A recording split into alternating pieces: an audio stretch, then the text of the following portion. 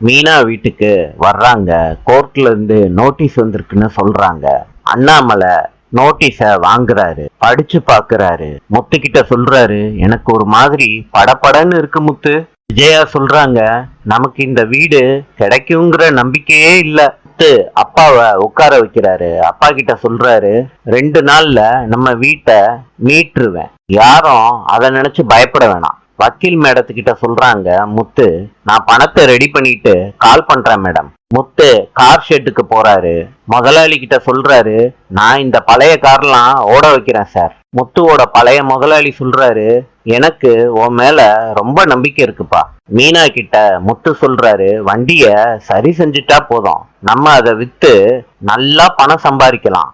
மீனா சொல்றாங்க, நம்ம பெரிய ரிஸ்க் எடுக்கிற மாதிரி இருக்குங்க, நாளை சந்திப்போம்.